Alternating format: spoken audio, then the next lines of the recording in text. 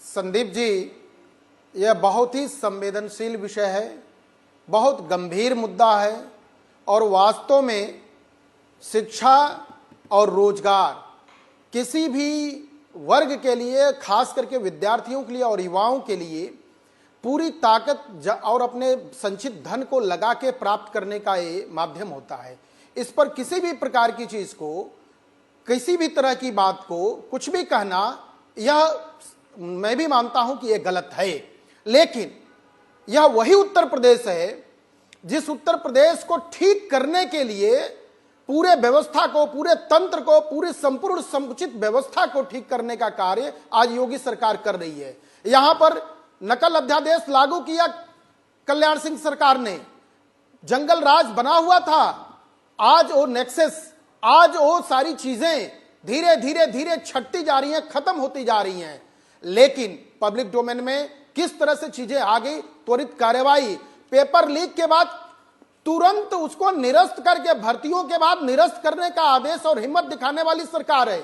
लेकिन मुलायम सिंह के जमाने में चले गए, अतीत का, इतिहास का, हिस्ट्री का पाठ कितने सालों तक पढ़ाओगे? 7 साल से बीजेपी की सरकार है उत्तर प्रदेश में। 7 साल का लेखा जोखा दूं सौरभ 7 साल का एक बार लेखा जोखा दे देता हूं।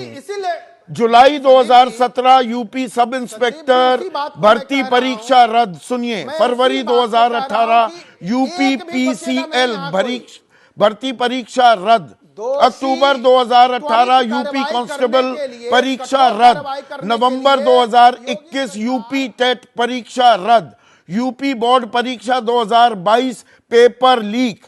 11 फरवरी, 17, 18 फरवरी, 29 फरवरी 2024 का मैंने जिक्र कर ही दिया। बिल्कुल, हाँ, वही मैं बता रहा हूं। यह सिस्टम, जी संदीप जी, बड़ी सम्मान के साथ मैं आपके आदर के साथ आपसे कह रहा हूं कि यह वही राज्य है जिसको बाहर मुख्य धारा में लाया गया है निकाल के। कहां थे ये लोग? किस तरह से ये तो घर बैठे एग्जाम कराते थे, परिवार के लोग तो ये जो इतनी लीक के सिलसिले सामने मैं रख रहा हूं, ये मेरी कोरी कल्पना है या हकीकत है? त्वरित कार्यवाही संबंधित कार्रवाई से क्या लेना देना सौरभ मालवीय? 6 महीने, 6 साल बाद भर्ती हुई कांस्टेबल भर्ती की परीक्षा, 6 साल बाद हुई ना। पेपर लीक हो जाता है, 6 महीने बाद करेंगे। कब नॉर्मल सेल होगा, कब राधा नाचेगी? 2011 में संदीप जी, अब सुनिए संदीप जी सुन लीजिए।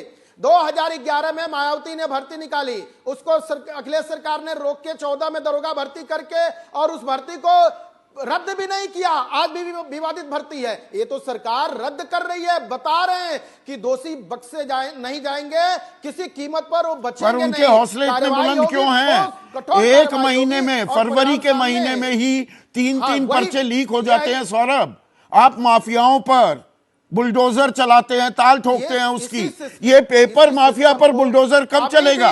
अभी भी शिक्षा व्यवस्था सरकार की पहली प्राथमिकता है। उस पर ठोस कार्रवाई, कठोर निर्णय, त्वरित कार्रवाई के लिए संकल्पबद्ध सरकार कर रही है। ये किस तरह से हुआ, कैसे हुआ? तुरंत जांच कमेटी बैठी, डीवाईएस ने कितने बच्चे प्रभावित होते हैं? पीसीआर पहले वाली प्लेट चलाइए। कितने बच्चे ये इम्तिहान दे रहे थे? 1 मिनट सौरभ 29 फरवरी कल का दिन, ये जो 12वीं का पेपर लीक हुआ, 25,60,000 बच्चे। 17-18 फरवरी को कांस्टेबल भर्ती का पर्चा जो लीक हुआ, 48 लाख से ज्यादा युवा इम्तिहान दे रहे थे। 11 फरवरी को जो पर्चा लीक हुआ, 10,69,000। कुल मिलाकर 75 लाख बच्चे, 75 lakh. It's not a joke.